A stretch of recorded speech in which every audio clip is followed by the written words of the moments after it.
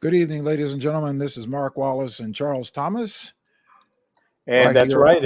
And we are live on intellectualradio.com, Facebook, and YouTube, and Twitter, and formerly Twitter. well, X, formerly known as Twitter.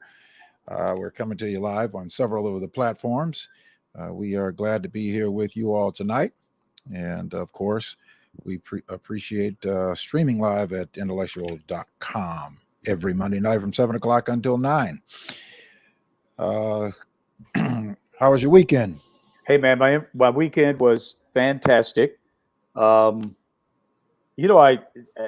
I've had some experiences over the past couple of weeks going out to eat dinner with my wife and and with friends. And man, I was just amazed at how much the prices of eating out have increased over these past couple of years or so. It is just phenomenal. And you really have to watch it. I mean, you get into triple figures for very simple meals now. And I'm also noticing that they're charging the gratuity, the tip on the bill, 20% right on the top. You've been having that experience? Well, they started doing that around the pandemic time, and I saw that when I went to for the first time. I went to a Harold's Chicken on the north side, and they had this gratuity on there, but then they had this additional charge saying that because of the rise of the cost of chicken, they had this surcharge on there. Hmm. But because there was a lot of pushback on it, they took that off.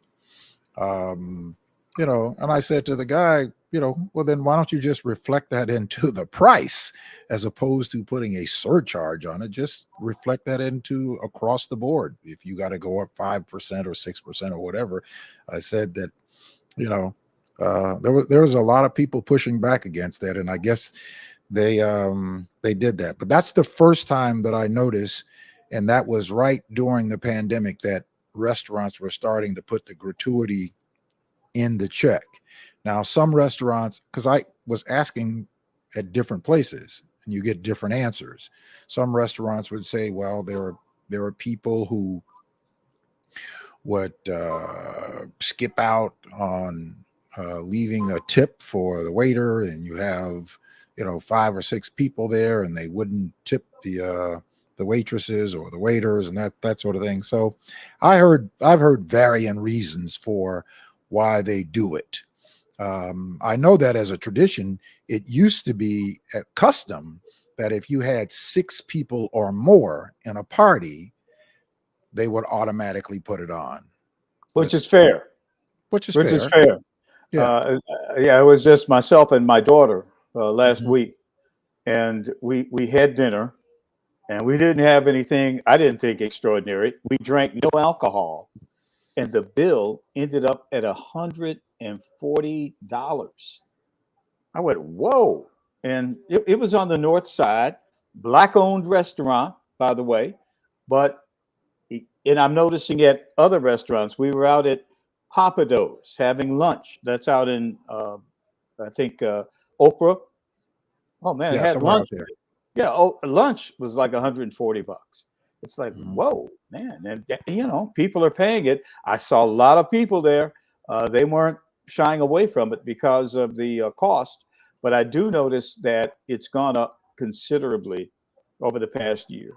Mm, Yeah. uh, Well, I think, in part, and I don't mind paying um, a little more in cost because um, with the fair wage things that people who are working as waitresses and waiters, that's sort of like the last bastion, like they were still in the Stone Ages for paying waiters and waitresses. I mean, they were paying them some nominal $1.50 an hour plus tips. So the idea that they have to pay a basic minimum wage to waiters and waitresses, if I have to pay a few more dollars, I'm good with that. And that I'm sure that has that probably has some something to do with when you're going to the restaurants, you know. But yeah, You know, here at the People Show, we do have a comment section. We'd love to hear from our viewers and listeners tonight.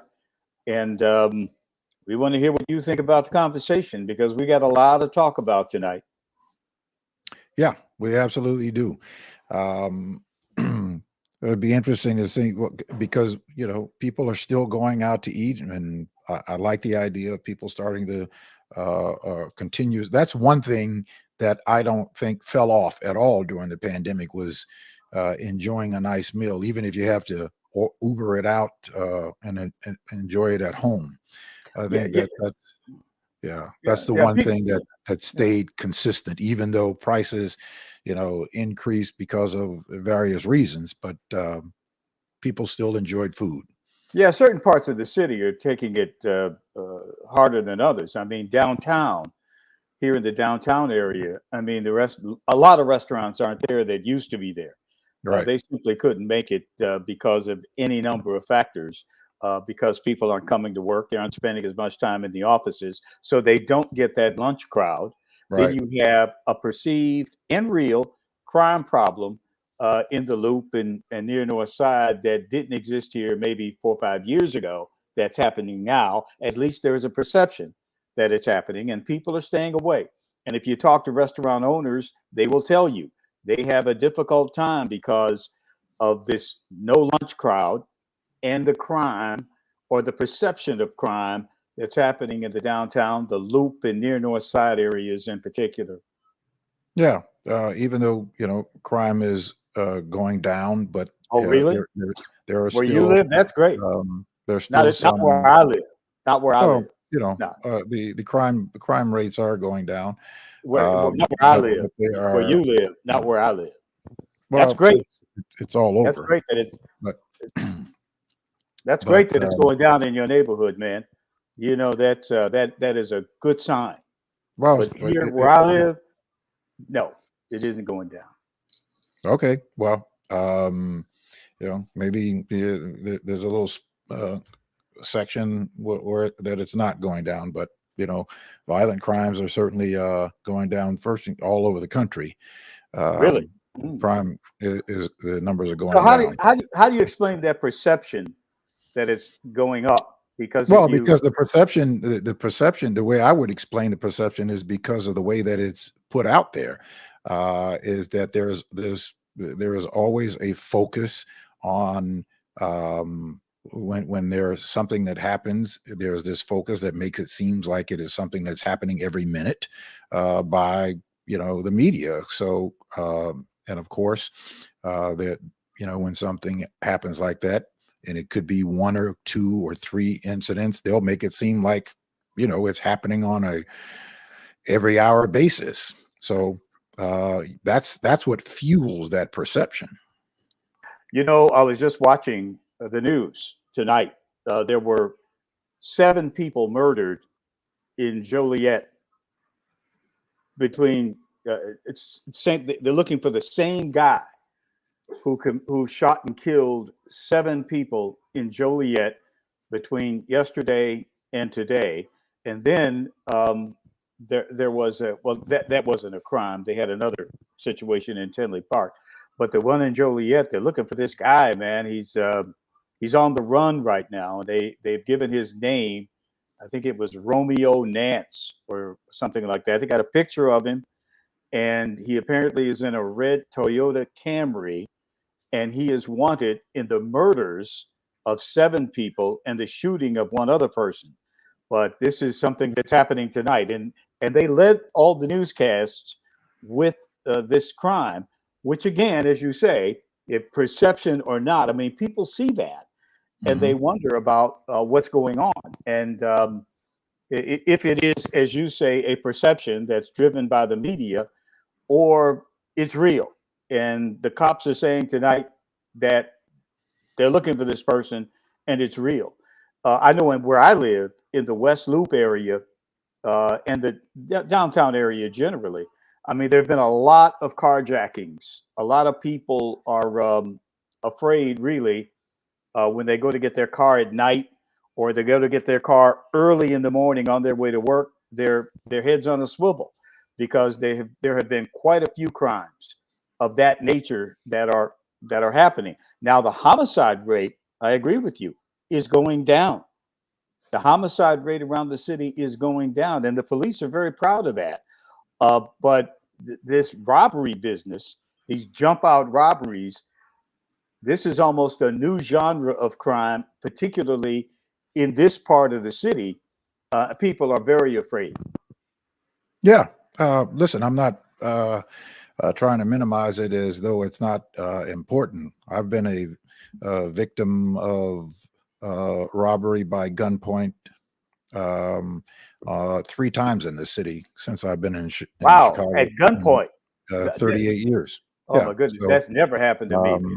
Mm. yeah. So I get it. I do get it. And as you were talking about, I had not heard about the 7 people. There's 7 people in the same place, or these 7 Well, different. 5 of them, 2 of them in the same place on Sunday, 5 of them on the same place today. At least the bodies were found today, and they're looking for one guy.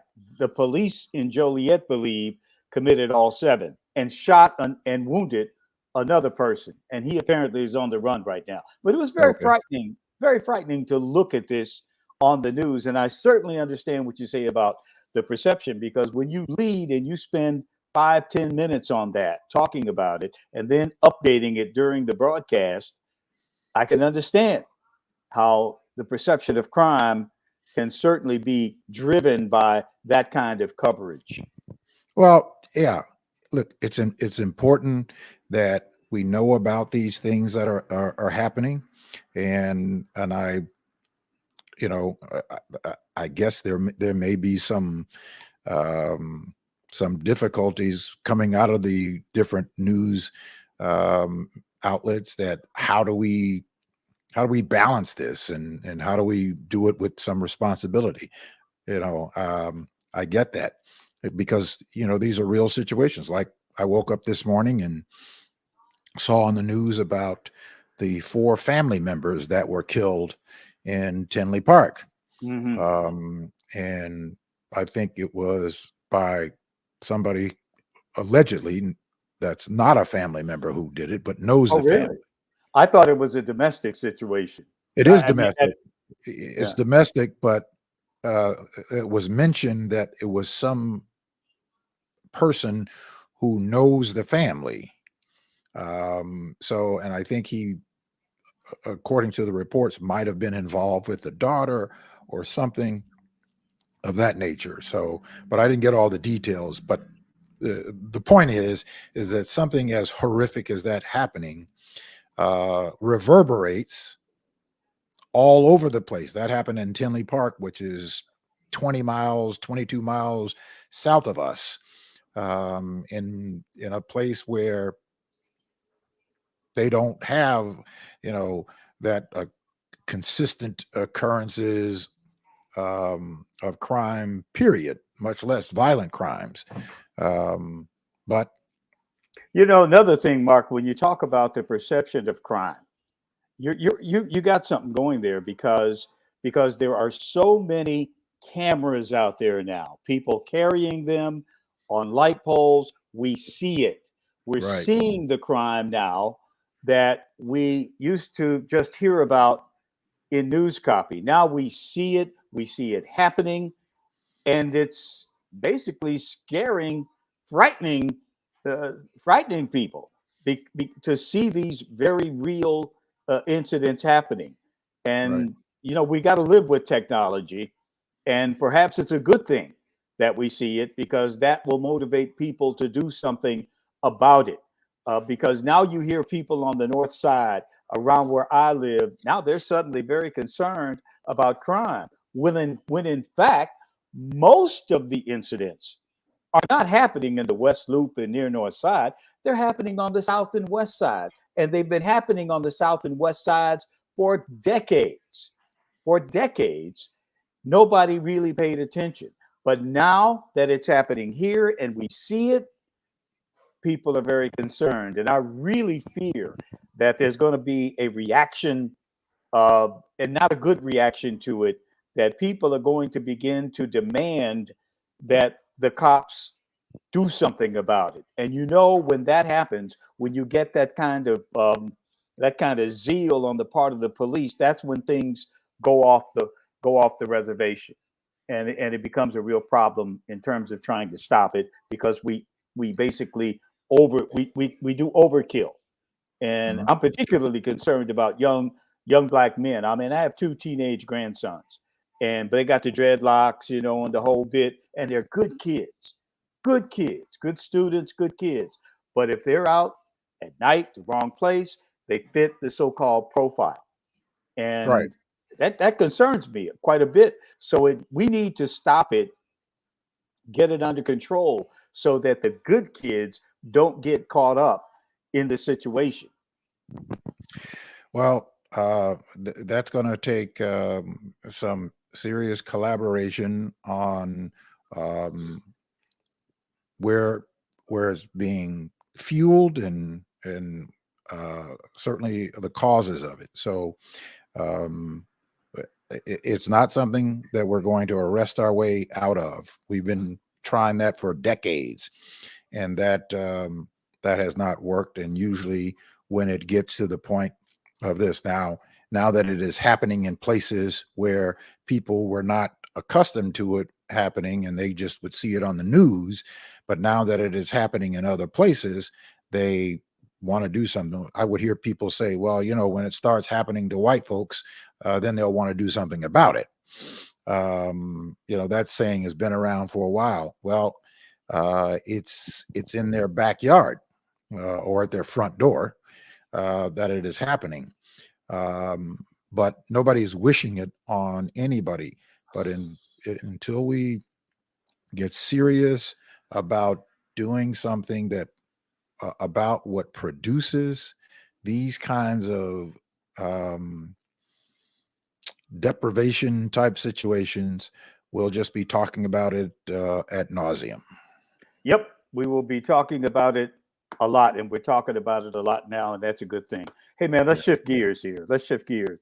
Um, I read this story. I think it was in yesterday's newspaper. It was about New York City and their migrant situation.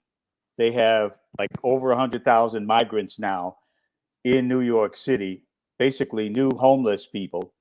And New York City, like Chicago, has put a limit on how long a migrant can stay in a city sponsored shelter.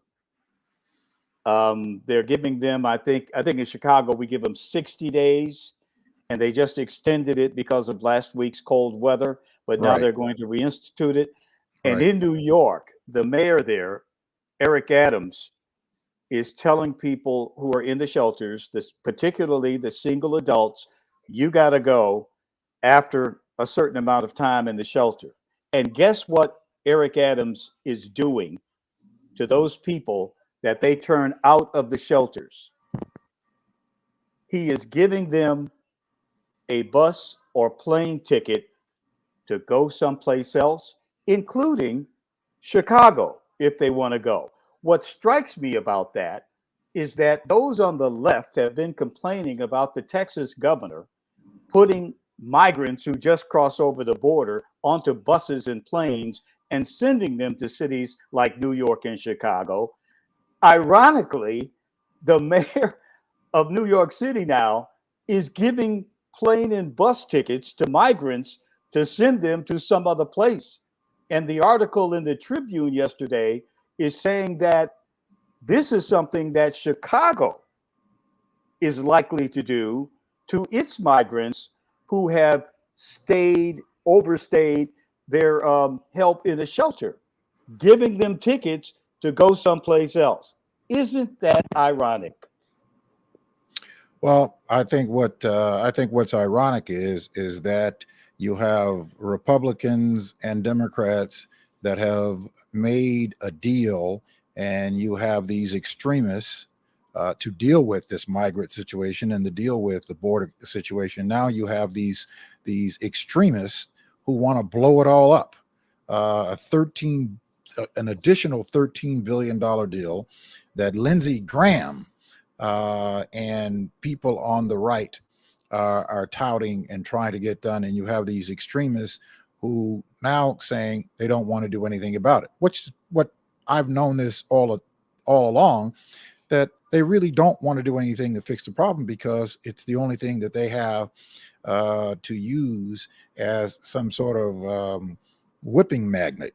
But so I'm not surprised at this shift.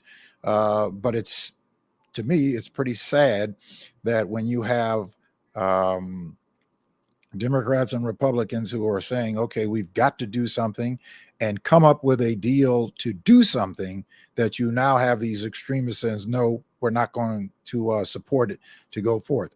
Now, the Democrats are saying to the Speaker of the House, look, you get this on the floor for a vote because Mike Johnson is in support of it, but he certainly can't get his extremist part of his caucus on board. They're saying, we strike a deal, we will help you get this across the finish line. So it's not that's what's ironic to me. Well, it's ironic to you. It's the height of hypocrisy to me. Oh, absolutely. It's the height of hypocrisy. It absolutely is the height of hypocrisy that they've been touting this all along. And then now it comes to fruition and they don't want to support it. It's ridiculous because they don't want to govern. It's a tremendous problem. And, I think it's a way to segue into this next story.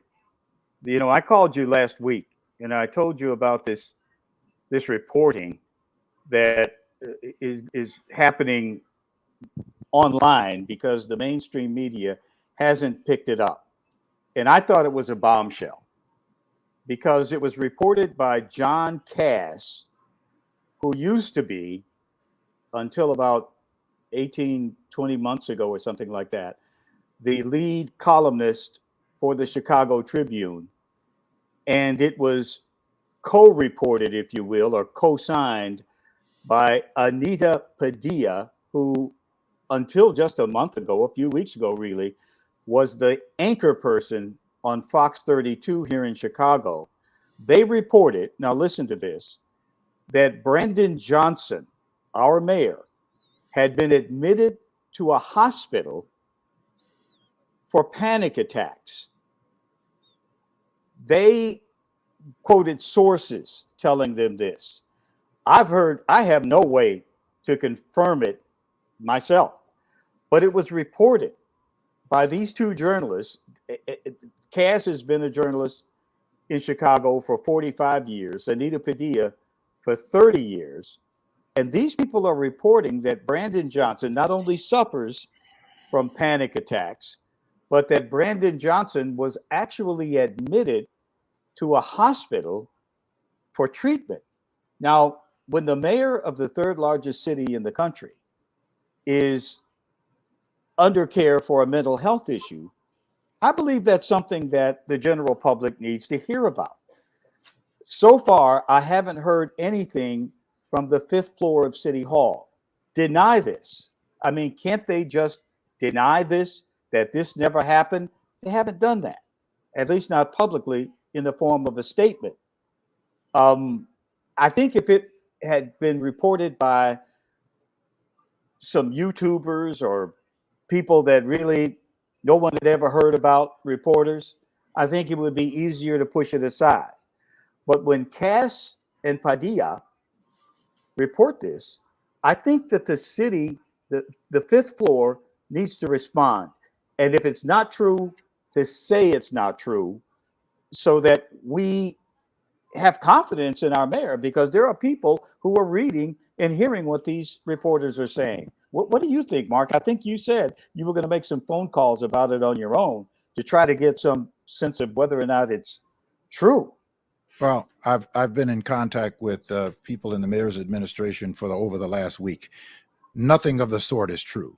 I mean, you're a journalist. You know that when somebody makes some sort of allegation, that you need to make sure that you corroborate it by 2 or 3 sources that are credible sources. Even though John Cass was with the Chicago Tribune, Anita Padilla was with Fox News, Fox 32. Anita Padilla is now claiming that she's with this extreme Republican group out of Florida that has a bunch of people with it that have little to no experience in journalism whatsoever, or people who are in college. Because I went and read, their whole team, and I can pull it up and read through it now. But they have people who have little to no experience in journalism whatsoever. So, and that is the only source that phony fake story came from. And that is probably why the administration has not said anything about it. But I'm telling you that story is completely untrue. Yeah, I mean, do you know why it's untrue? I mean, because it didn't happen. Well, how do you know? It didn't know? happen. How do you know? He hasn't been admitted to the hospital. You know that you've yes. seen. I don't know. See, they're telling us they're reporting. Well, let me tell you, if he was admitted to the hospital, you just talk. Let me talk. To the hospital, Mark, let me talk. I'm just telling you what they reported. I have no independent confirmation of it. I just know what their background is. I know they've been around a while. They are reporting this, and I would like to know definitively whether or not it's true. They are putting their careers on the line to report this. I think they're putting them on the line because if they're wrong, they need to be totally disregarded for the rest of time. They are finished as far as I'm concerned. If they are reporting something like that, that's not true. So I have to see, I want the mayor's office to tell the public that it's not true, that this mayor is of sound mind. He is not suffering panic attacks. And I'll take that. And I'll go with that as opposed to them. But they haven't done that. And I want to hear them do it. Well, because I was with them. I was with them on yesterday. Well, let them say it for themselves. But hold on a second. Here's the article you sent to me from the Chicago City Wire that says Chicago Mayor Brandon Johnson is stressed out, and they have it in quotations and a quotation mark, but they don't say who quoted it. And has been right. Has been admitted to a hospital for panic attacks. You're right. That's on. according. You're that's right. according to a veteran Chicago journalist, John Cass and Anita Padilla, who discussed Johnson's panic attacks on an episode of WGM AM's Chicago Way podcast. Right. So all I'm saying is it didn't happen. And if it did happen, you would have heard about it from Channel 2. You would have heard about it from Channel 5. You would have heard about it. You would have heard about it from Channel 7. You would have heard about all of the mainstream media would have reported this if it were true, if it had happened. I think I don't know that what you're saying now is the case. I think what you're saying is they haven't proven it to you, and they haven't proven it to me either, but it's out there, and that's where it's coming from. And that's my point in bringing it up, that it says a lot about what's going on in the media in the city of Chicago that we hear nothing about it. I mean, Anita Padilla was on the air every day as of December 27th. I mean, it's not like she's been out the game. Cass was, he left, they fired, whatever, I don't know. But that happened like 20 months ago, or June of 2021. That would be 18 months ago. So these people are still out there in the game. And June of 2021 is more like 3 years ago. No, June, I mean, 2.5 years ago. 2.5 years ago. Yeah, whatever. But I Whatever. mean, he's still out there. He does this podcast, which of course is under the WGN banner, and he has a website, and he has said this on other occasions about the mayor having panic attacks. This whole business of being admitted to a hospital is new. And that's who Padilla is saying. She has two sources who have confirmed this to her. I need to hear more about it. I need the mayor's people to say what she's saying is not true. Put her on blast and say, hey, you can't say this about our mayor, about the city, without any proof of it. That's all they have to do. And if they do that, I'm fine. But maybe she's got something on paper. Maybe she's got some hospital records. Maybe she really has a nurse or a doctor, someone who treated him. I don't know. But I think the city needs to clear the air on this, in large part because of the people who are saying it. Well, let me, I happen to think, not very much of John Cast or Anita Padilla in terms of journalists. And so I don't think that the mayor needs to, every time somebody says something that is untrue, that they need to be spending their time having to defend every, crazy story that somebody says, whether they're a journalist or not. That's great for Mark Wallace to say. I've spoken. Hold on. I've spoken with the with the mayor's people. I've spoken with the mayor. Been in contact with the mayor. Don't know of the mayor ever being admitted to the hospital for panic attacks, as Anita Padilla alluded to in this, or stated in this article, and puts quotation marks around a statement for which they don't even source who quoted it. Exactly. But that happens all the time. That's what journalists do. It's up to the mayor, I believe, and his people to say, if it's BS, say it is. That's all I'm saying. And it really speaks to the state of the media. I mean, I'm surprised that the other media in the city have not demanded some explanation of this. How can this person say this? I mean, people were watching Anita Padilla as recently as December 26th, and she's out there doing the news. I mean, and supposedly, supposedly in a professional way. I mean, Channel 32 should say, man, you mean we had this person on our air and this person is making scurrilous, unsubstantiated charges? I don't know. I haven't heard Channel 32 saying anything. She hasn't been separated from them a month, and all of a sudden she comes up with this yarn. Hey, I want to know what's going on. As a taxpayer, I'd love to know. Maybe this is a reason why she's not at Fox 32 any longer. She quit. She says she quit. She says she quit. She said she's quit. But I don't know. I don't know. I'm just telling what the story is. I think our viewers, our listeners would like to know what's percolating under there that they're not hearing on 579, Tribune, Sun Times, and all these traditional news sources. I want them to know what these veteran reporters are saying about the mayor's mental health. I tell you that the mayor's office they're considering legal actions because they are two journalists. That's good. That's what I want to hear. Made these statements. I want to hear the legal action. You're right. So, that's a good one. They need to threaten these reporters and say, hey, what do you mean?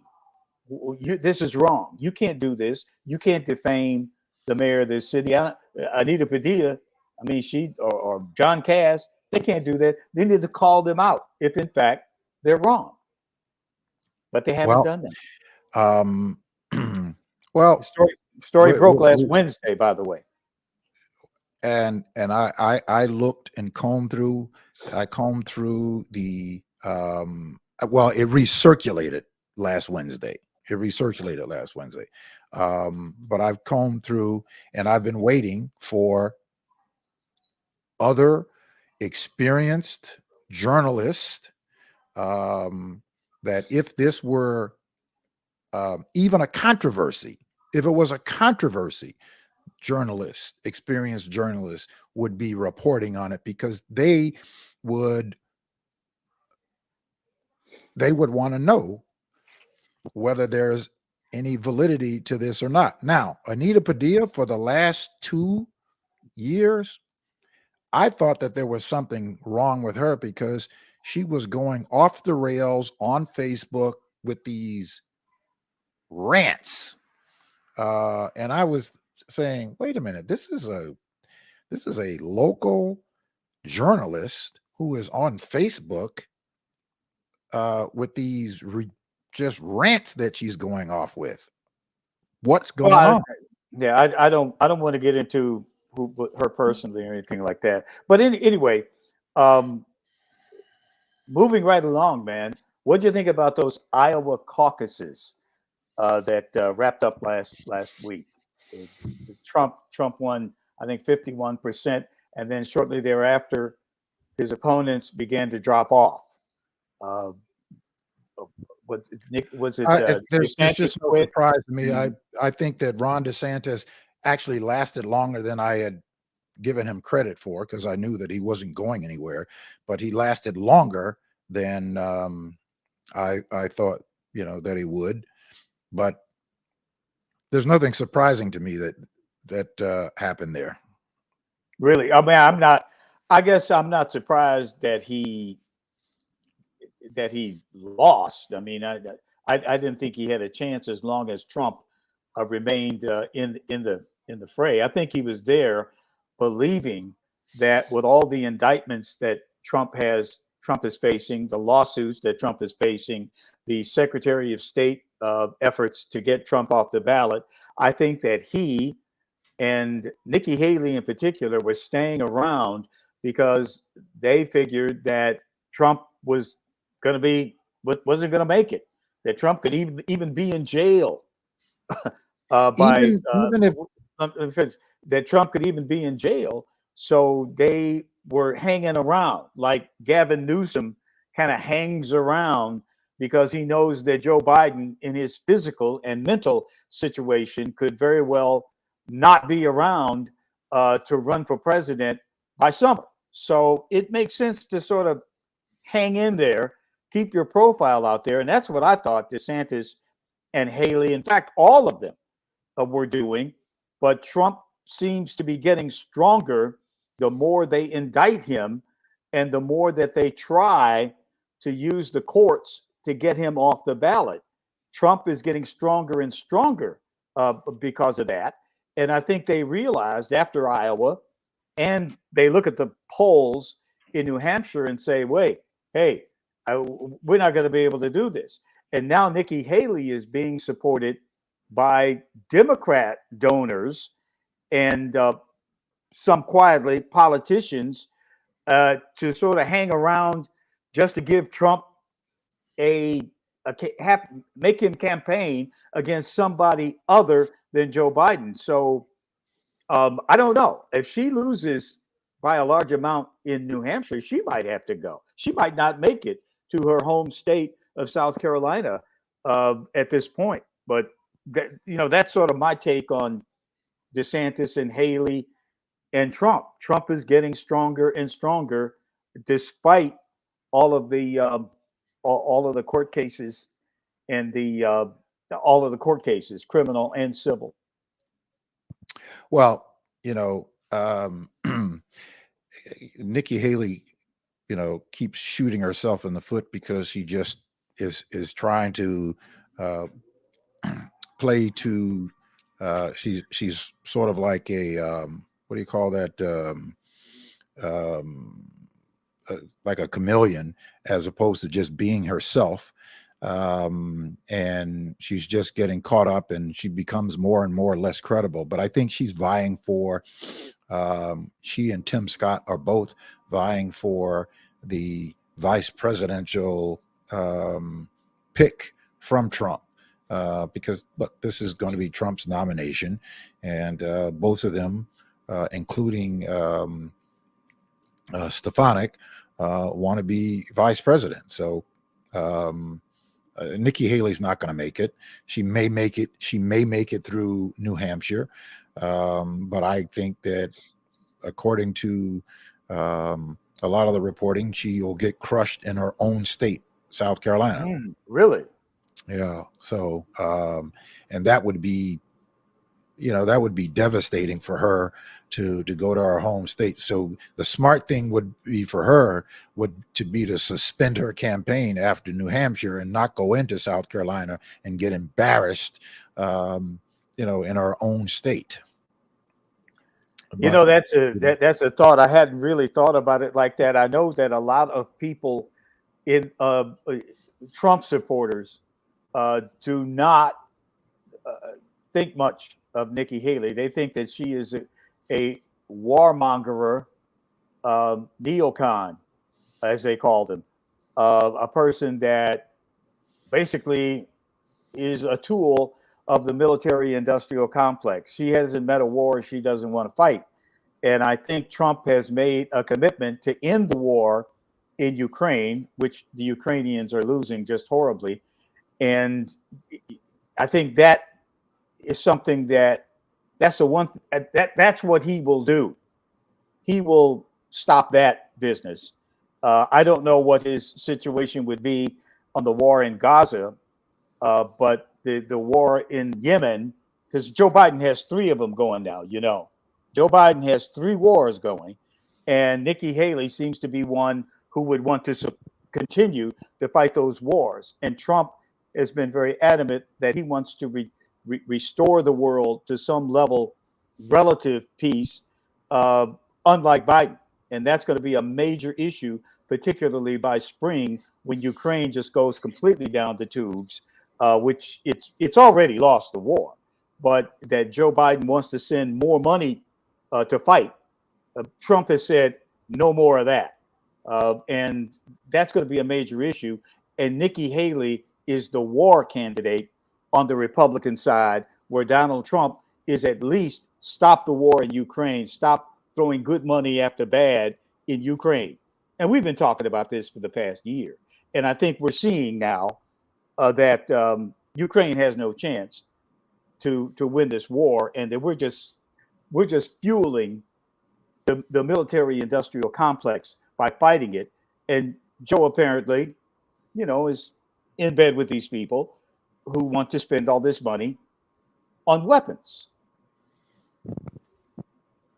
Well, I don't take anything that Donald Trump says with any credibility whatsoever. So, because anything that he does is just about Donald Trump. So, but he hasn't given any substance of how he would actually bring a war to conclusion or to end. So I just don't. I really spend little time listening to his nonsense, because he just makes no sense about anything. Mm-hmm. Yeah, I mean, he says he'll stop it in 24 hours. That was a Trump statement. I don't know if that can happen, but he says that war better than that. Continue. Well, I don't know. I mean, you do know better. I don't know how he would do it in 24 hours, but he says he'll stop that war in 20. Why not stop it in 24 hours? Neither does he know. It means nothing. It means nothing to an American. It means nothing to an American. It's all about the military-industrial complex, man. Giving money to people that make weapons. That's what they do. They're laundering money using these Ukrainians. 500,000 of them, they say now, are dead. They're drafting women and 45, 50-year-old men to fight because the other men won't. They're dead. I mean, come on. And we're funding this while we got homeless people sleeping in tents in Chicago? And we're giving these people money. We're paying for the postal service, the local police, all of these the pensions of Ukrainians, we're paying for that now. And that's what Joe wants to spend more money on. Well, I think it's a good it's idea incredible. that the administration is going to be seizing the Russian assets to repay for all of this, and I think that's a good idea, and I think they should do that. Have they done that yet? I don't know that they've done that yet. No, they Yeah. haven't done it Yeah. yet, but You that know, is what yeah. they're You- talking about doing. You know what they're saying too is that they're saying, I'm sorry about that, but there have been financial experts are saying that if you take the Russians $300 billion, confiscate it, and give it to Ukraine, that it will affect the value of American treasury bills, that people will not invest in this country or leave or put their money in American banks if they believe that this country could seize it if this country doesn't agree with something that you're doing for the benefit of your own people overseas. So it's a very risky proposition to go out there and seize the Russian money, because if you do, people will say, I'm not going to leave my money over there because they might take my money. And people around the world are looking very closely to see what the United States will do in terms of seizing Russian assets. Well, Be careful. the administration is evaluating all of their options. I'm sure they're evaluating what kind of impact this will have, and strategically, and they will come up with a solution to it. So It's got to be we'll have to wait till we see. Yeah, it's got to be very tough, man, to defend some of the things that they're doing from a foreign policy standpoint, because I'm telling you, man, this country has never been so isolated as it is right now under the foreign policy of this president. And he has brought us to the brink of financial as ruin, as well as risking Oh, our come on, Charles. security. Oh Be yeah. Oh, serious. Come risking. on, Oh, be I'm serious. serious as a heart attack. Well, I'm then serious, man. if you're serious at a heart attack, you don't understand. So, Oh, and I'll just well, leave it there. that's If you your think opinion, that man. that's what That's your the opinion, man. situation. If you're afraid of personally, if you don't think that Vladimir Putin is somebody to be, if you think he's somebody to be trifled with, be careful. He's got more nuclear weapons than anybody on the planet, and he's got more weapon systems that work. He's winning the war in Ukraine. All those great machines we sit over there meant nothing. Why? Because the Russians had machines that were just as good and better. And we got to be careful. Okay, that's your thoughts. I disagree, Yep. but okay. Yeah. All right. Yeah. Yeah. Um, so uh anyway, Change the subject, my brother. Change the Yeah. subject, man. Let's talk about something else, man. So boy, there was something that I was going to bring up, but I was talking about Nikki Haley. We were talking about Nikki Haley, who as I said, is vying for vice presidency, but I think that Nikki Haley is basically done, because her missteps at answering questions on the history of this country is just comical. It's just comical. It's really comical, and she wants to be, the leader of the free world, and she can't even answer a question honestly because she's trying to play to some base of people, and she just gets in her own people, call her out. I mean, it's just really comical. It's comical. Well, you want me to respond?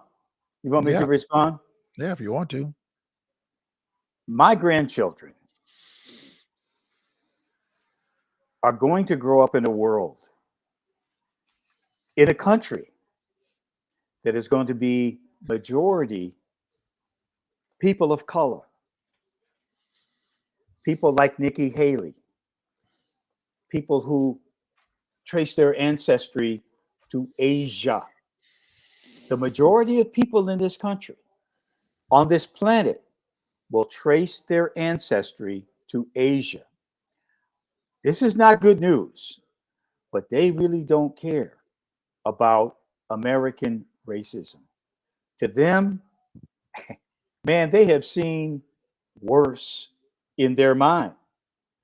In Asia, in South America. Are you talking about your grandkids? Listen. I'm talking about what the world my grandkids will grow up in. Will be more of a world that Nikki Haley is talking about than what exists in the United States today. And they're going to be, it's going to be more likely that my grandchildren are going to be working with someone who has an Asian background, ancestry, as opposed to a European ancestry. Europeans do not, they are a minority on this planet. And that's becoming real right now in the world. So when Nikki Haley says something like that, she's expressing a belief that a lot of people from Asia and Africa, that's their reality. She will say there is. I don't. What does that have to do? It has everything to do with the. What does that have to do with answering the historical question? What does that have to do with answering it appropriately? That's not her history. It is her history. It isn't her history. It's not her history. She's from India. Her own father couldn't get a job. He had to teach at a HBCU because he couldn't get a job. And what are you talking about? Her mother had to sell clothing to black people because white people would not buy her thing. What are you talking about? It's not her history. What are you talking about? Okay. You want me to answer? You want me to answer? It's not her family's history. Her family can go back to India. They can go back to India and they can come up with their own own version of his. I'm telling you, my brother. I know you're not, but you will be. I'm just saying that we will not be. That in this country, we're talking about the United States. Black people have to understand. We have to understand that when this new world happens, that our problem as less than 0.5% of the world population, and the world is coming to the United States, they don't care. We have to survive on our own. What and we does have that to have to understand. do? It has everything to do with her answering a question of history. It offended me. It offended you. It offended many of the people that are listening to us tonight. But to other people in the United States, it's not a racist country to me. You can take somebody from Africa who comes here from the Congo and they say, hey, I want to go to the United States because it's better over there than it is where I live. And you got more people who believe that this is not a racist country from all over the world who want to come here. That's what all this business is on the southern border, man. We have to understand that we live in a changing world. And if we are going to compete in this world, we got to stop worrying about what white folks think, because don't nobody care anymore about what white folks think. They don't care. That's my point. We already know what they think. That's my point. I know, but man, they don't. We already know what they think. But we're fixated on white folks, and we have to begin to understand. Nobody's fixated. Nobody's fixated. We're not going to. If you're going to look, Charles, about white people. They're not worried about white people, man. Indians don't worry about that. That's not even the point. It's not even the point. Not even the point.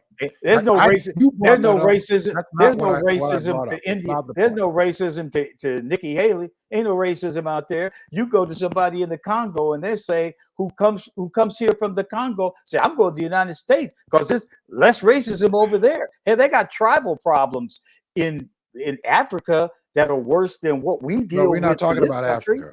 I'm not No, talking about Africa. no. You're talking I'm about talking. Africa. I'm not talking about Africa. I'm talking I'm about talking the about the immigrant United States. community. I'm talking about the immigrant community Well, I'm that talking is about the going to United States. become the I'm talking about the reality United in the States. United States. That's Nikki I'm talking Haley's the about I'm reality. talking about the reality of the United Yeah. States.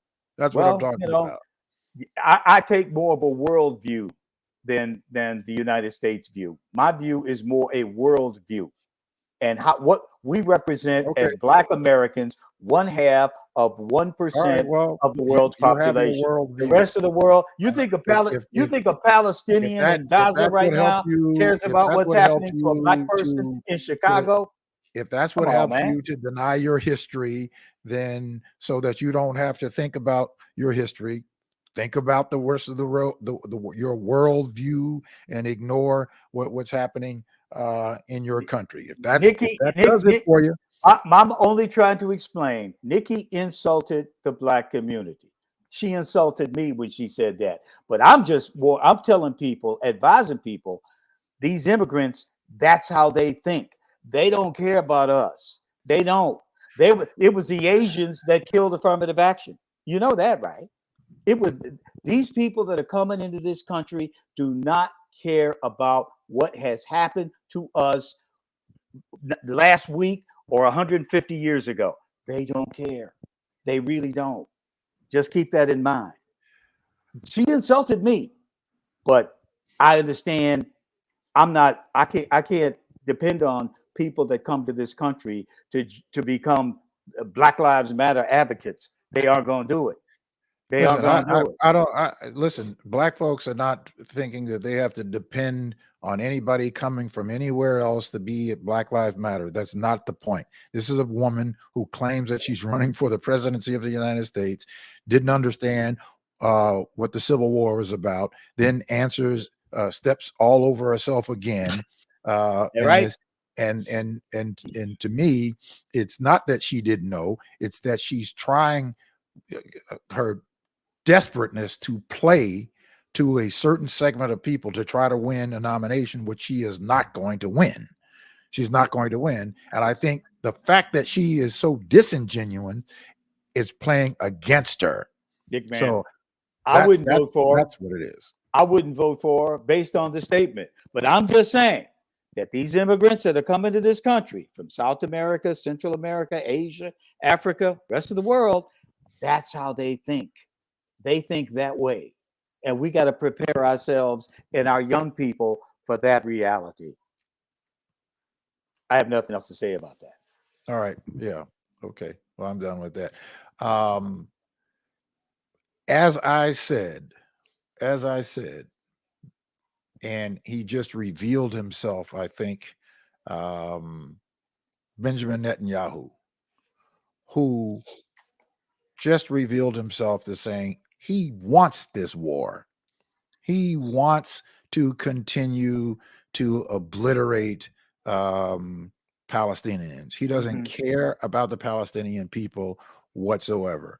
And the people of Israel are saying that he has to go because they don't want to be in the middle of this. And here is a man who back in 1971, I believe it was, who said then that there was no reason for a two-state solution. And then over the years, he started flip-flopping depending upon who the audience was in terms of dealing with administrations. And now he's coming out being the real Benjamin Netanyahu, who is absolutely saying that he is not interested in there being a solution to this problem because he just wants to obliterate the Palestinian people. I mean, he's just as he just said that. I don't think there's any way to else to look at it. Yeah, I keep hearing people say that Netanyahu, as soon as the war is over, is finished. I don't think the war is going to be over anytime soon. And I don't know if he's going to be finished because right now the Israeli people are supporting what's going on in Gaza because if they weren't, it wouldn't be happening. I mean, it would stop. And I don't think that's the case. well, I mean, right now, clearly something's going on because they're still there and they're and their soldiers are still fighting and dying in Gaza, and a lot more Palestinians are dying. And uh, I got Yeah, I 20 what, I think 25,000 people? yeah, I think he's got the support of most people in Israel right now. I Uh, think they I you're hearing different reporting than I hear. yeah. Well, I mean, I just see can't they can't the Knesset, is that what they call it? Mhm. Stop it? Can't they stop it if they wanted to? But I think the Likud, which is the conservative party, I'm not an expert on Israeli politics, but aren't the conservatives the right wing in Israel? Aren't they pretty much calling the shots still Well, in Israel?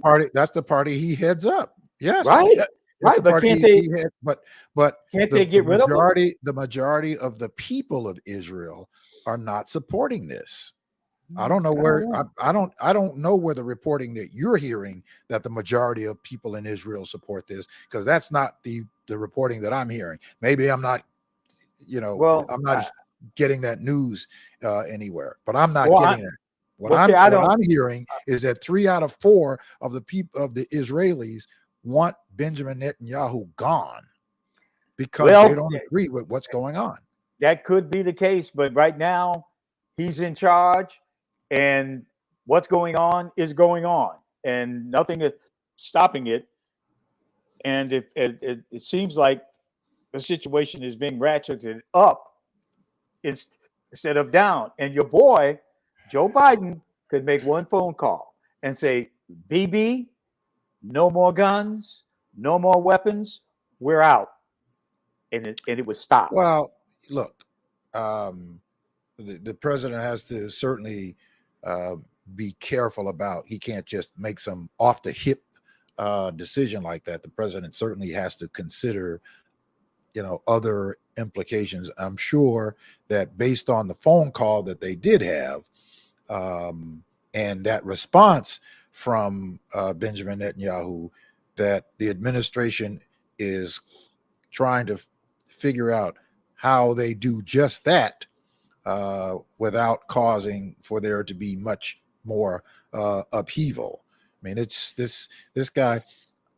I when that happened, when and I don't have any evidence of it being deliberately allowed to happen for him to take the actions that he did, but I just would not be surprised that he deliberately allowed for that to happen so that he could have that response to try to keep himself out of jail.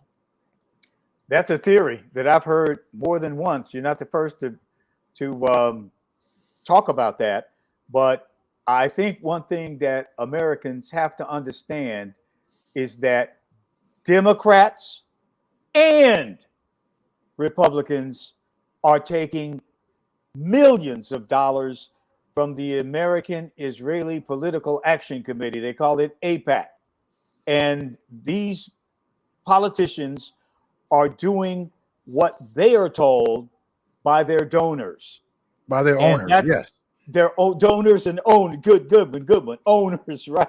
And, Yeah. and and and that is why you have all of this going on. Because if common sense prevailed, like the South Africans are telling the world, this is the new age apartheid that's going on, and they are murdering, committing genocide against the Palestinian people. But American politicians will continue to send money and arms and everything else they're told to send there by their donors. Owners. Owner, the owners, right? Well, You know, we see that happening. We see that happening all around by people who own politicians, whether it be locally, whether it be on a statewide, or whether it be federally.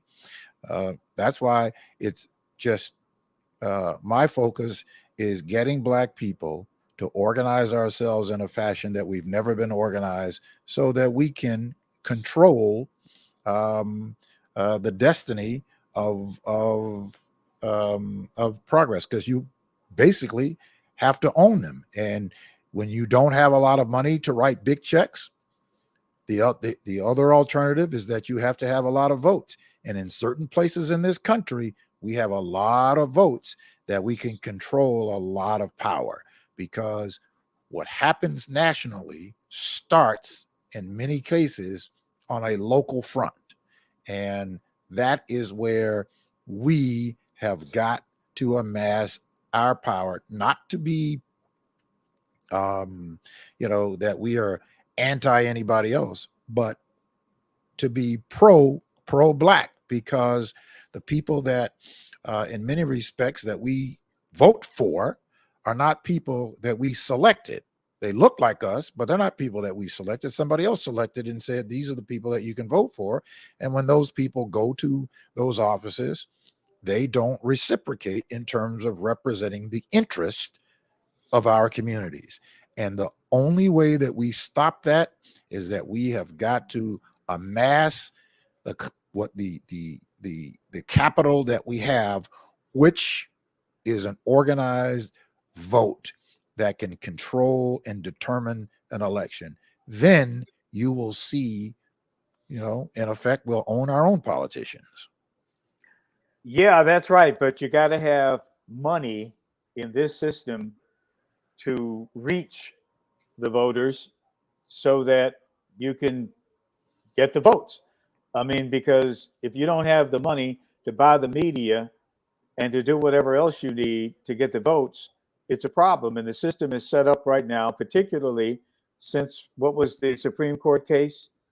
You know it. Was it Citizens United. Yeah. Now that you have the big corporate money in the game, that's what you've got to do in order to make a real difference in it. Otherwise, you're going to have to find some other means. Well, the other means is the the alternative. You But either how have you to have reach a lot of money, or you have to have a lot of votes, and you're going to have to do it from a grassroots level, which is why you have to have a grassroots level that each person has to reach their network. That's how you do it. When you don't have a lot of money, you have to use a grassroots root movement. And that's what we have. That's the only thing that we have, because we don't have the big checkbooks.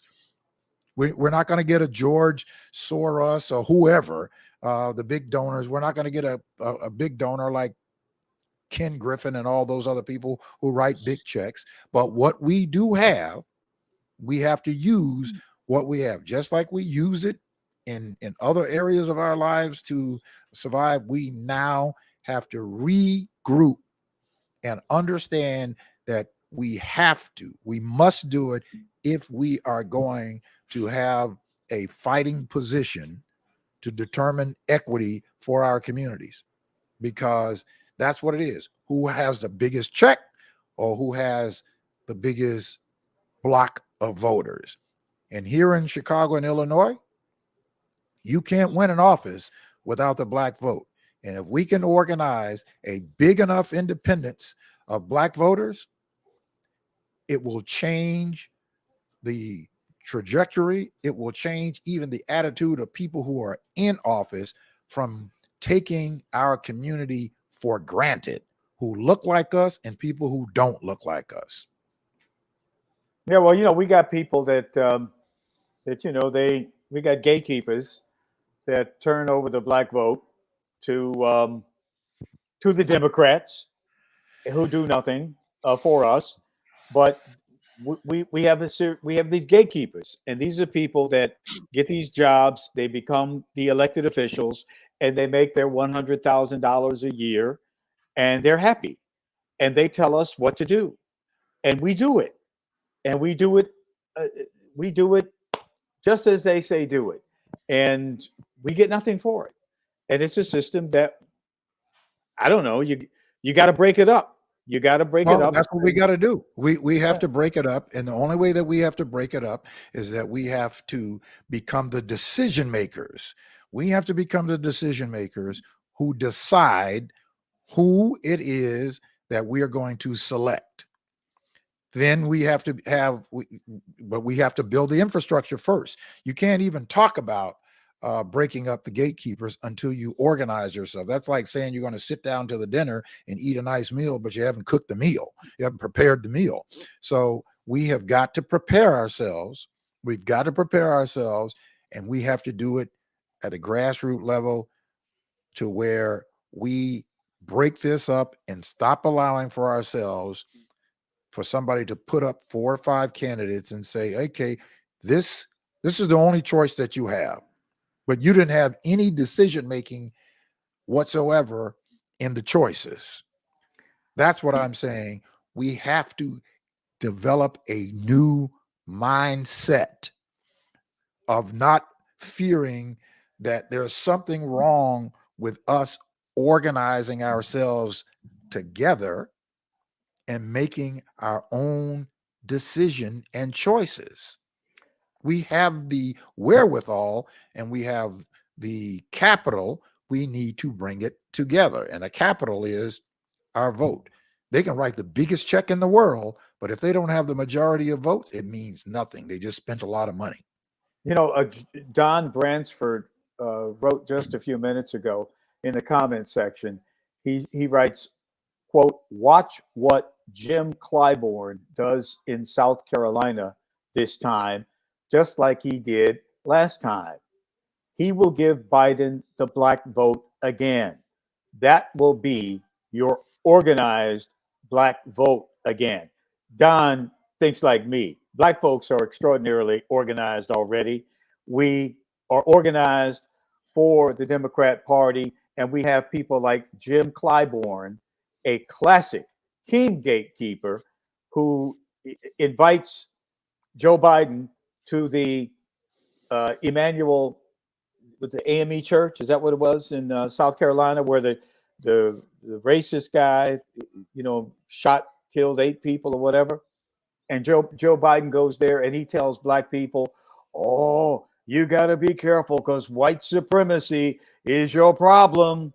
White supremacy is your problem." And the black folks sit there and they got all emotional and said, "Oh, we got to watch those white supremacists because they're coming to get us." Oh, I mean, it was some Stephen Fetchit sitting in the audience, all afraid, eyes bucking. It was terrible. Black folks, he warned you about these white supremacists. And black folks ate it up. They ate it up. And they all going to go out and vote for Joe Biden in South Carolina because he's going to protect us from As well they should. White Because the alternative from these white supremacists. At the same time, they're going to tell us, by the way, to give your gun away when all these white supremacists are coming, to give up your gun. No, I ain't giving my gun up because there's white supremacists out there, Joe. I need my gun more than ever right now. But no, they you tell can us, hang on. You can hang on to your gun, but that's not what I'm talking about. No, what I'm talking about is that I know, but that's what you and Don are talking about. But that's not what I'm talking about. They trigger us. They trigger us with all this talk about these white supremacists and all these, and how you being discriminated against, and it's so horrible, horrible, horrible. So you got to come vote for me because I'm going to save you from all that. Like Joe Biden has done what in the last 3 years? He ain't done nothing to save you from anything. Okay, but we got to go out and vote for him because Jim Clyburn, the gatekeeper, says go vote for him. We got a lot of gatekeepers right here in Chicago. I don't need to go to South Carolina. There's no alternative. We got to tell them, no, Jim, we're not going to vote for him. You're going to have to do your job at some point and represent us and stop the BS. Stop the BS, the whole white supremacy bit. You worried about white supremacists in Chicago? Huh? You worried about them riding around in pickup trucks, hanging black people, dragging them on the street? No, you're worried about that. That's not a problem. Well, I mean, that's come on, Joe. That's what you what all are you talking use about? No, man. That's not. What you all use to man, because you don't have anything else. Your biggest problem is 17, 18, 19-year-old unemployed black child who reads at a 4th grade level, who sees no hope for his life, who robs you, shoots you, who steals from you. That's the problem. Now we got to deal with that. not white well, supremacists. We the got to problem, deal with that, yeah, not a well, white the supremacist. problem is much bigger than blaming it on the victims. I know that we like to do that What sort of about thing. the white I supremacists? know that You're you like blaming it to on the do that. white supremacists. Well, I mean, You're you going want on to blaming it focus, on them. Charles. You Is want to that focus. is that You real? always want to focus on white supremacy. I'm not talking about white supremacy. I What I'm didn't. talking Joe about, Biden did. The, you're talking the about quote every time unquote that you have a leader of the free conversation. world That's what you talked talk about. about What white I'm talking about, supremacists. what I'm talking about doing here is, which is I will continue to do with Black people who understand that we have to locally organize ourselves to function differently.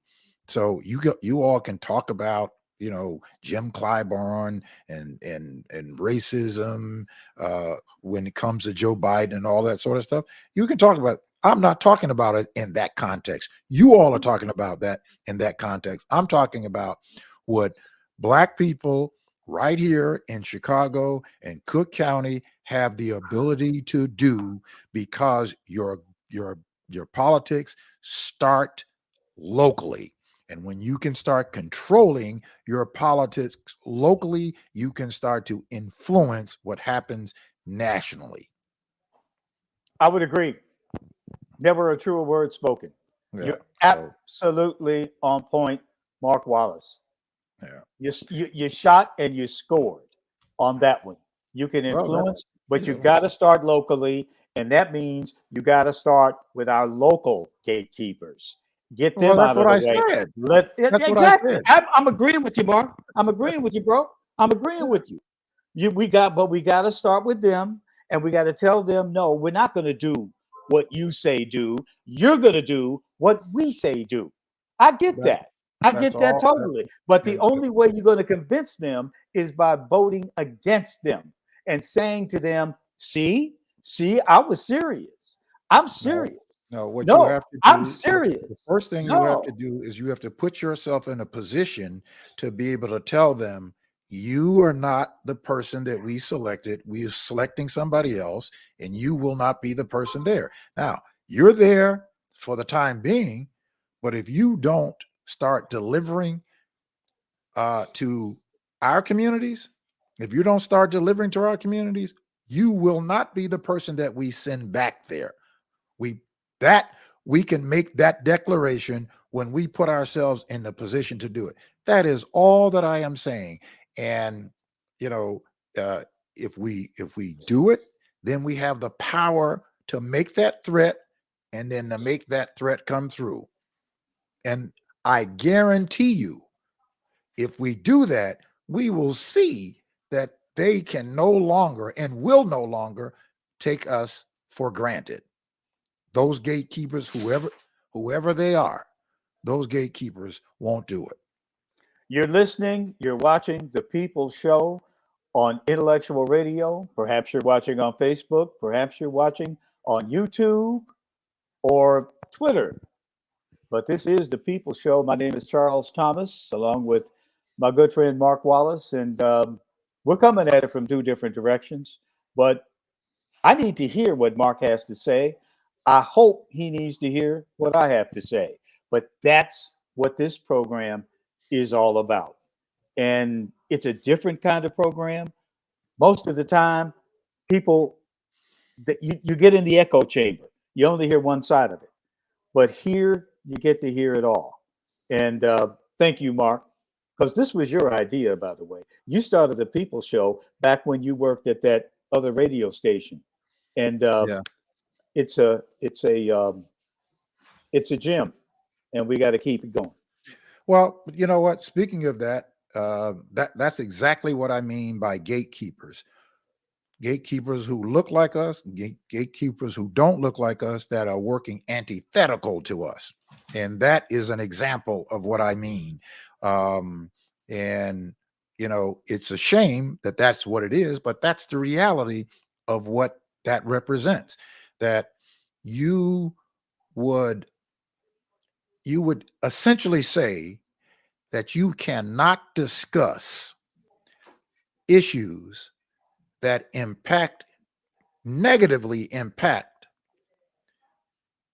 the Black community because we're getting a check from the people that you want to talk about. That's That a happens all. gatekeeper. But that happens all the time. When I we know, got but so it's many of it's them still, around here, man. Woo! but it's but we, what I'm saying, I know it, but we have to break that up. We have to break that up. I know that there's some people who are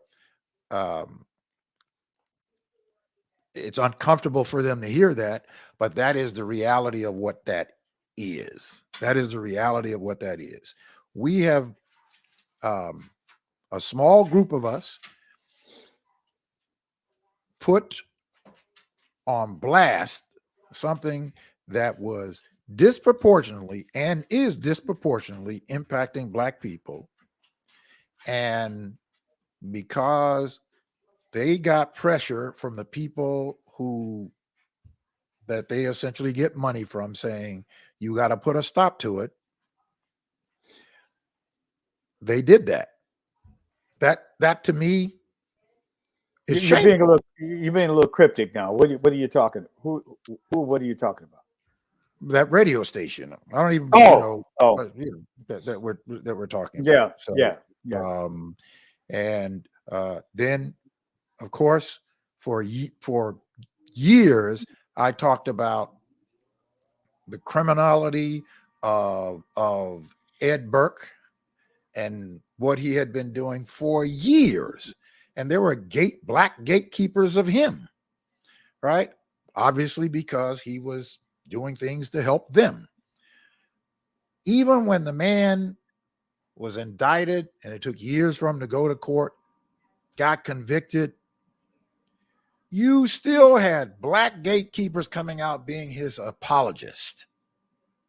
A man who was convicted of being a criminal for financially exploiting a public office and the untold amount of money that could have come to communities that needed those resources for the 40 years that he was there did not happen.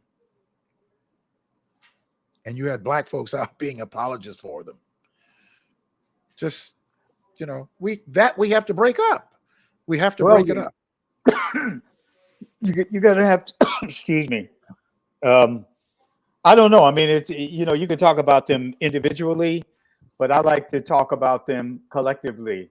Well, that's what I'm think, talking about. I think that the whole culture over there at the Crook County, as they call it, Democratic Party. I mean, they are dominated by those people. Remember that there's some belief that Toni Preckwinkle is not the mayor today because she helped. She attended a fundraiser for Burke.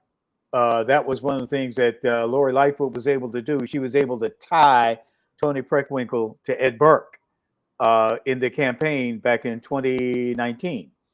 And they say that's one reason that Lori Lightfoot was able to win. That might be one reason, but I think that the bigger reason is that Black people could not trust Toni Preckwinkle. But she's still there.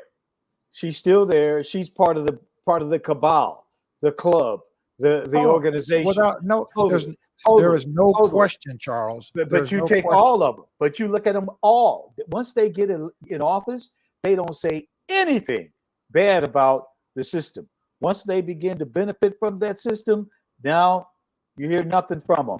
Hear nothing from them again. Now that is why it's so critical. Whoa, man! But that's why it's so critical that we have to do differently. We have got to organize ourselves, no matter how much we don't think we can. We have got to organize ourselves to where we have control of our decisions, that we can break up that system. If we don't, we won't break up that system, and they'll continue to exploit us. That's all I'm saying. Yeah, I think we have to just totally shelve the whole group. I don't know if you want to go. I agree. You mean you don't believe that there's any hope on the other side? You don't believe that. You make that very clear in what you say. Well, if you don't believe in the other side, the red side, then start a Black political party. go. You gotta Well, get away didn't you hear from the did you Democrat. hear what I said, Charles? I said we are organizing a black independent vote. We're organizing a black independent vote. When you have the power, when you have the power to determine who is in an office, when they know that, when people know that you have that kind of power, their behavior will change. If it doesn't change, you can change who's there. I like you, It's a man. I mean, man, I love it, man. It's like I'm not gonna say that. You're coming around. no, I'm not coming around. I've been around. I've been around. I've been around. You want to do it. You want to do it on the red side. I'm not No, interested in that side. look. I You want to want to do do it it on on the the red right side. side. But I'm I telling want to you, do it on another side. I well, want to do it that, on hey, another side. And if well, it means I can that's get what in I'm there talking. That's and what I'm change the talking red about. side, if the reds, I mean, hey, I don't want to do what's going on. I think what's going on is not working. It's It's not not working. working. I don't want to do what's going on either. I don't want to do what's going on either. That's why I think it's so important that we have to do this. We have to do it. We have to break ourselves away to say to the 193 black people, we don't trust you. So we are going to form ourselves in the position that you can go do whatever you want to do with your so-called party and slate. We're going to have our own slate because we got the numbers to determine who goes into an office. And if we organize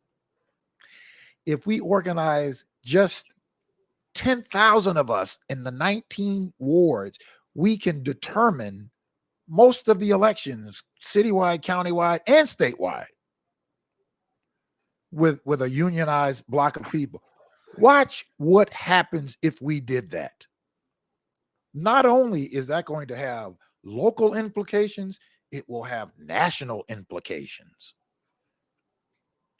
because it's never been done in the history of this country with black people. Never have black people organize themselves to be their own independent block voice. Never. Somebody else has organized our vote, but we have not done that. It has never been done. Well, I don't know if it's never been done. I It's think never been done. we had a moment in the 19, I think it was in the 1930s, right here in Chicago. Remember, we had the only black congressperson in the United States post Reconstruction, Oscar the Priest, right? He was the first Oscar the Priest. My history is going to be a little fuzzy here, but in 1934, we revolted against the Republican Party because Roosevelt was doing things and Hoover wasn't doing anything, or the Republicans weren't doing anything. We said, to hell with you. We're going to go with the Democrat. I think it was Arthur Mitchell. I believe my words. We said to hell with the party of Lincoln. Lincoln freed the slaves. We were trapped by that. And we said, we ain't going to do it anymore. Now, keep in mind, we voted for a Democrat in 1934. You know who ran the Democrat Party in 1934? The Southern white racist Ku Klux Klan. But we sent a Democrat to Washington out of the South Side of Chicago because we were tired of the lies that the Republicans were telling us. We went with the worst kind of racists. I mean, the worst kind. Southern Democrats who invented the Klan. We elected a Democrat congressman just to show the Republicans that we meant business. And there's been a Democrat in that, the first congressional seat since. But we did it before, and we can do it again. The difference, Charles, is I'm not talking about having one-offs. I'm talking about institutionalizing ourselves as having a independent voice, not some one-off. I mean, institutionalize it to where they all know, wait a minute, they finally have got it. We can no longer continue in the status quo.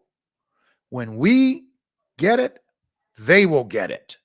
Until we get it, they will continue to do what they're doing. It's not them that is going to change. We have to change. When we do that, man, I would bet everything that I have that you will see those people make a turn, and the phones will be ringing off the hook trying to get meetings because they want to save their necks. Right.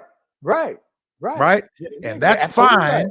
They can get a meeting with us, but we're going to give the orders. And if you can't deliver, then we will have to excuse you and put our own slate of people in. I guarantee you, those people will change their behavior. We've seen a little bit of it. We saw a little bit of it, even with Rahm Emanuel. When Rahm Emanuel was running for the second time, for the second term, Rahm was in trouble. And Rahm could not go to a forum. I don't care how small it was, how big it was. He couldn't go, he couldn't escape the question of red light cameras. Wherever he went. I forget the guy's name who worked, still works there in the office. He said, man, he said, Rahm said, who in the F is Mark Wallace? Meaning, who in the X were those people down there talking about these red light cameras? He couldn't get away from it. You know what he did? He shut down 20% of the cameras. My point to you is that's just a small group of people. Black people, by the way. We had one or two whites. But if we ever get it, that we take just a parcel of ourselves, 10,000 people in the 19 wards where we are, determines the elections in the city, in the state offices, and it has national implications. That's all I'm saying. 190,000 black folks together is enormous power in Illinois, period. 190,000 black people. That's tremendous power. I'm using as a basis because we largely cluster in 19 wards, right? We live in other areas of the city, but I'm simply talking about where we are largely clustered, the 19 wards that we're in. If you look at the map and you look at the exit polls of the numbers of votes that we put out in our districts and in our wards, 10,000 people together can determine the election. Will determine the election. And in each one of those wards, 190,000 people will determine every election, win or lose. That's enormous power. I'm telling you, there's not a checkbook out there that can beat that. Not one. But that's going to need some kind of checkbook. Maybe I'm just being, No. Maybe, wait, let me finish. Maybe I'm just being, I doubting Thomas. That might be me. I think you're going to need some backing for that. You're going to need some financial backing. And I'm talking hundreds of thousands of dollars to even do that kind of real organizing. And you don't want to depend, obviously, on somebody who doesn't look like us to fund it. But you're going to need some money. And I wonder, and it's been that kind of money thrown around before, spent before on campaigns by black folks here in the city of Chicago. But But you got let to me find say it. this. You're going to have to find it. Let me say this. The money, if we can get the kind of momentum from the grassroots level, the money will come internally and nobody will be taxed because we will have enough people that everybody can share in and put in the pot, and we can build our own financial pot where we are completely independent of anybody. Well, you know, We have the wherewithal to do it. yeah, that's exactly what happened in 1982, 83, when Harold Washington was began his campaign. I mean, he got money from black business people in the city, and because we had some substantial black businesses at that time. He raised enough money to register people to vote, and as he registered them to vote, obviously he's uh, he's developing that political force. But we're going to have to find a way to get around that to get the financial wherewithal, because politics in the United States, unfortunately, in this environment, you just gotta have money, because Well, you got that's to have the money. way You this got to have system money works. because we haven't had the example to show from the grassroots level that we can do this with numbers together. That's what, and I'm not saying that it's easy. Look, last week we had a good meeting.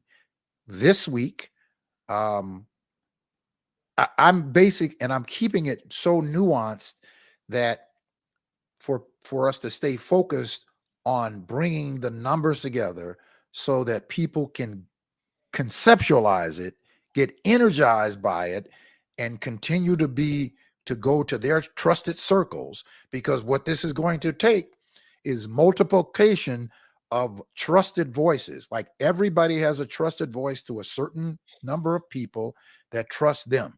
That's what this is going to have to take. It's going to have to take a widespread cooperation and consistency. And I firmly believe, based on the people and their last week's meeting, we had 17 wards represented in last week's meeting. We had people from 17 wards and 2 suburbs. So if we can keep that kind of momentum going and not get poisoned, I'm telling you, all this that we're frustrated by, we can break it up. We can literally break it up. And we have to break it up if we want to see any change. We have to. If we don't break it up, these same people who we see their niceties and all that kind of stuff, you remember the conversation we had with Dorothy Tucker? Yeah. I have been riveted by that. I went for the sole purpose, to the Mayor's King Breakfast and to Push Excel's King Breakfast for one purpose only, and that was to talk to every black politician or elected official that I could about that story. And do you know that not one of them acknowledged that they knew anything about it? Not one.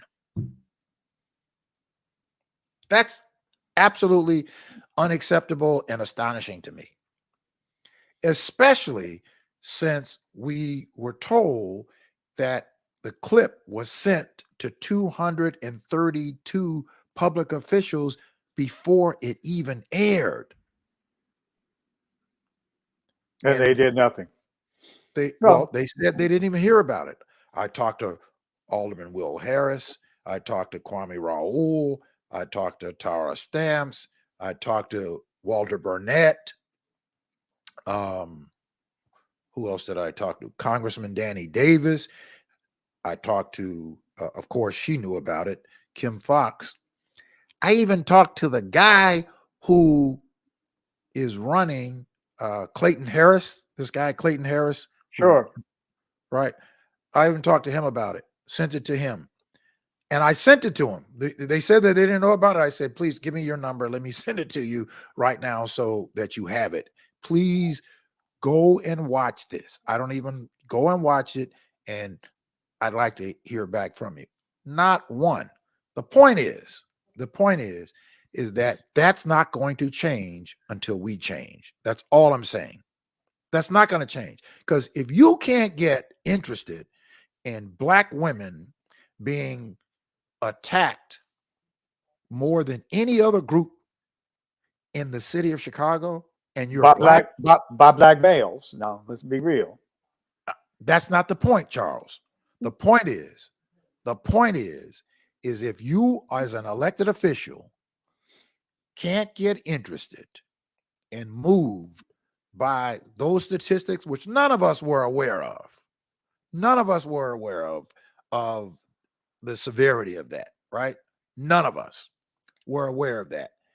If you cannot get excited about that, we must do differently. And if we don't do differently, the game is over. The game is over. Well, there are those who say the game is over, and I don't believe that. I don't believe it's over. But there's a lot of. I mean, there's a depression out there right now. I mean, people are really beginning to lose a lot of hope. A lot of hope. I mean, I don't. I mean, did Brandon see it?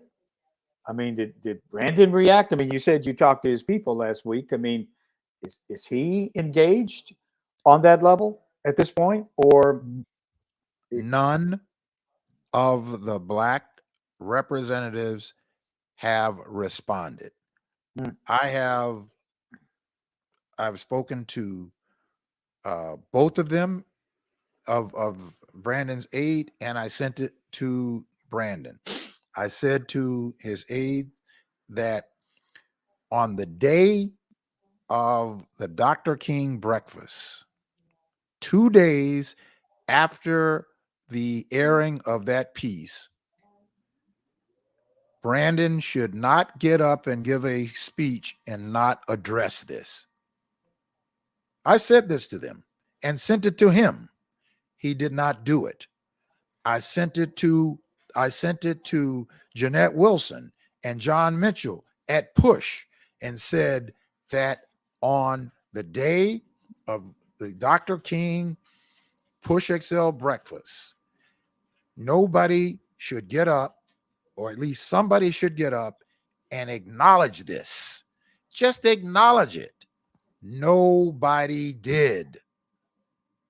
Nobody did. I think it's shameful. Absolutely shameful. I mean, and I think it goes to those are the people that we elect. Those are the people that we put in office. Those are the people who really don't care about Black people. They really don't. I mean, they are there to basically, as I said earlier, get their 100, their six-figure salary on the public and get their pension. They want to get those pensions. That's very important to them. But that's what they do. That's how they do it. You know, if you look at the white politicians, most of them have other jobs. They do other things. They're lawyers, they're business people. They don't depend on that for their livelihood. But the Black ones do, or a lot of them do. Most of them do. That's their job. And they want to keep their job. So to keep their job, they do what they're told, just like you would do in any job. Our politicians, we don't need politicians like that. But that's what we have.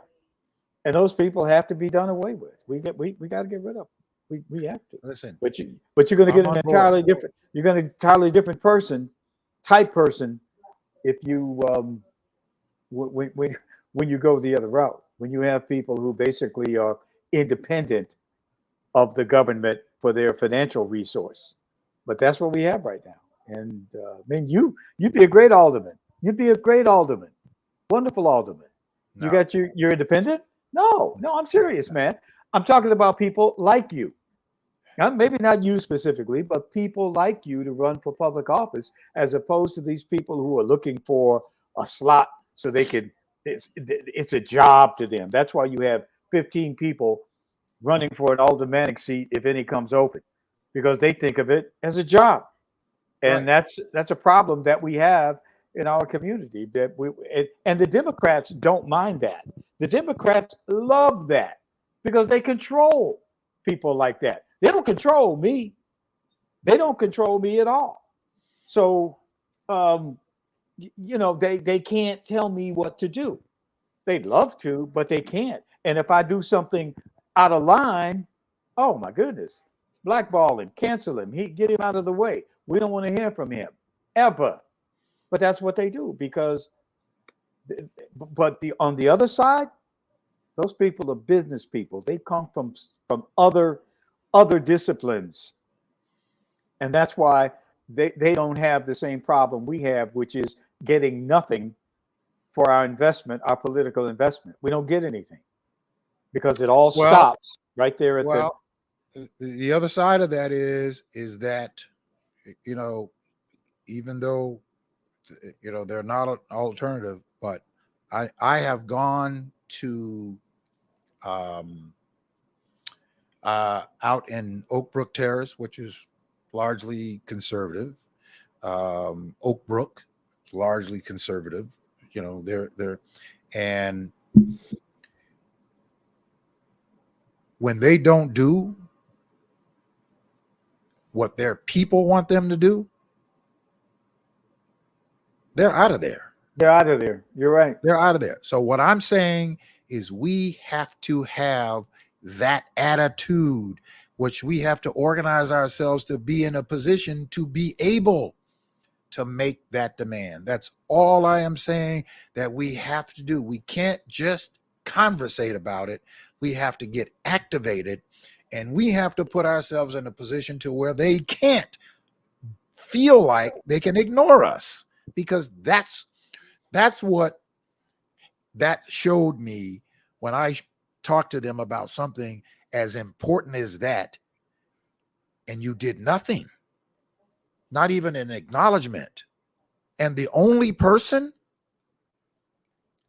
that responded was a Latino. I'm not saying that he should in the report, in the program. Yeah. Right. Yeah. I'm not saying that he shouldn't have. Yeah. But it certainly should have been a whole lot more black, in particular, black men political representatives that would, if I was in public office and that happened, man, I'm on the phone calling Dorothy Tucker, trying to find out, hey, when can we get an interview? I need to go public to let my public know that I'm going to be doing all that I can to challenge the administrations here in Chicago and at the state to figure out how we can address these issues. That black women are the easy targets because they don't matter, because that's what it seems like. So, as a public representative, and that's a multi-layered proposition, that black women don't matter to who. And we it goes back to something we talked about a lot. We don't have enough time to talk about it too much more tonight, but black men have to regain control of our homes and our communities. We have to do that. We used to have black men that would take control of the community, particularly of their sons. No, you ain't gonna do that. You're not gonna do that. That's not what you do. You treat women with respect. We got these young guys, young brothers out here calling people, excuse my language, but bitches and hoes in our music and our culture, and they're not going to respect a woman. I mean, but that means you've got to approach it in a different way. And a lot of these politicians don't want to do that. They just don't want to do that because they don't have the balls to do it. But that's what has to happen. We have to restore order in our homes. And white people are going to do that for us. And we can't wait around for the next industrial revolution for that to happen. We have to do that right now. And we're not. And Well, who wants look, to talk about that? Nobody. See, black folks don't like to talk about that. I get all kinds of heat because I talk about it a lot. I talk about what we're not doing. We don't blame white folks for taking care of your child, the child. that's all I'm talking I ain't about, blaming Charles. on the white person for that. All I'm talking about is what we must do. We must take control of our entire communities. We have to take control of them politically because they control or have decision making over the resources that are extracted from our communities and invested other places.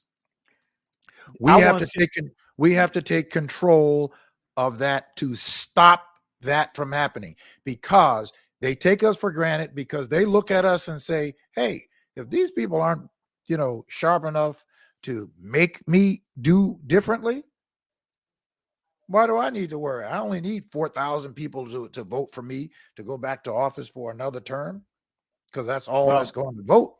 But I want to hear the black politician to get out there and start talking about restoring our families. And you're not going to hear that because they're doing what they're told to do. Dorothy did a great job. She told the story from a woman's perspective. Now I wanted to do the next story. I want to do the next special report, which is about black men and what is happening in the black community with black men. I mean, I'm no perfect father. I wasn't the perfect father. No, I don't know who is. But we have to restore. We have to say we can't. There's only one perfect father. We can't. Exactly. We cannot run away from our responsibilities in this, particularly in this phenomenon of black women being attacked and being the most vulnerable. Black men have to step up, and we have to start talking about it in a very critical way. And we got to get white folks. Y'all stand over there. We got some business to take care of. We have to Charles, take care you're of coming this. around, dude. You're coming around, as you say to me. You're coming around. You're coming around. All I'm saying, that's all I'm saying, Charles. We're saying the same thing. That's all I'm saying. We have to do this. Look, Tara Stamps, who is the commissioner that took Brandon's place, right?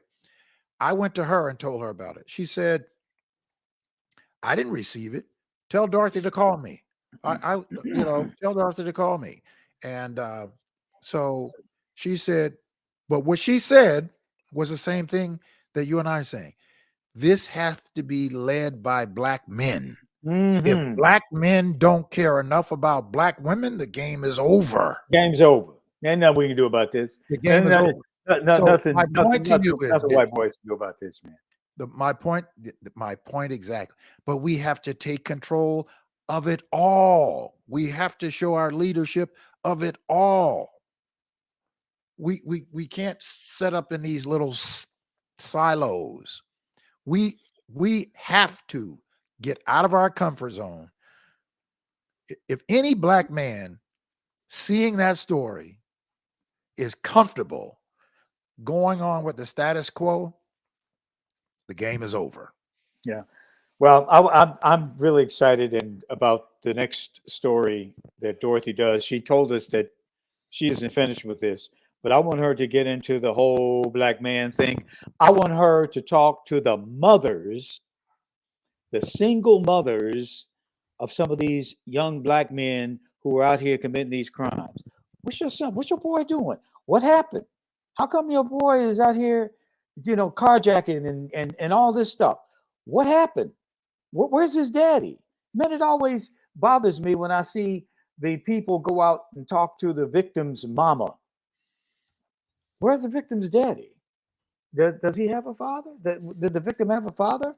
They only talk to the victim's mother, right? In these news stories. In fact, these reporters don't even ask who the daddy is anymore when it comes to a black crime victim. They don't even ask. They don't expect it anymore. We've got to expect it. I mean, people say, "Oh, you just another old holy roller. You're a church guy." Whatever. No, no, no, no, no, no, no. I'm talking about the natural order of things. It took two of you to make the child. It takes two of you to raise the child. And we have to begin to talk about that. We have to set that as the North Star. See, that bothers a lot of people, particularly on the left. When we talk about the nuclear family, and the nuclear family should be restored and we should hold it in high esteem, we don't want to do that anymore because we might offend somebody. No, I'm a firm believer in the nuclear family. That's God's order. And I believe in that. And I think that will solve a lot of our problems, if Well, not most of them. The nuclear order was set by God, and whenever you are operating outside of the way that your order was set, you're out of order. And I believe that we must take the lead on this, and do something about it. I believe that if black men, took the lead on working to organize our people together, we can save ourselves, because it's only going to happen by the masses. It's not going to happen by any one individual. It's not going to happen by any one individual. Kwame Ture always said that, formerly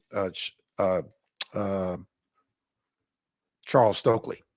Stokely Carmichael. Stokely Carmichael. Yeah, always told Stokely us. Carmichael.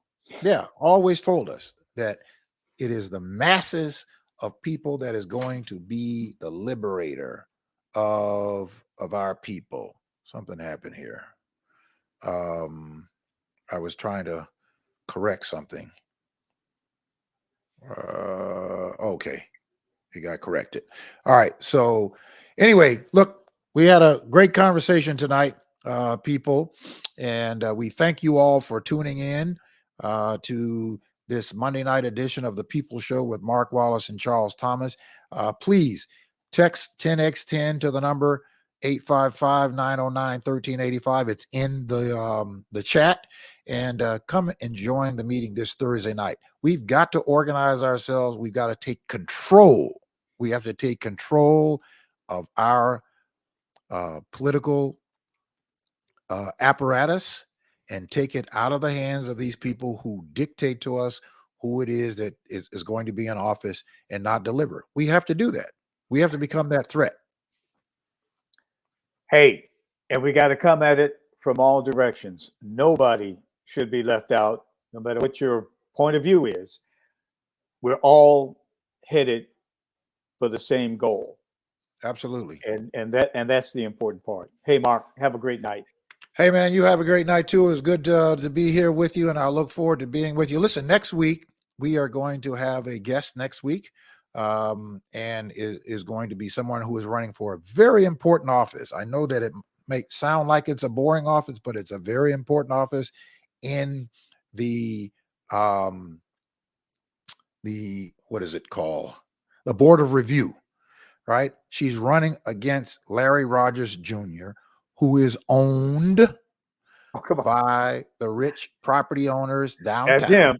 That's him saying that. I didn't say that. That's him say that. Okay, he said that. He's a politician. He's a public representative, but he's owned by his donors. Well, aren't they all? I mean, that's my point. That's Mark. I didn't say that, Larry. Okay. No, I said it. I said it. He said it. Okay. I'll see you, Mark. I'll see you next week, man. Good night.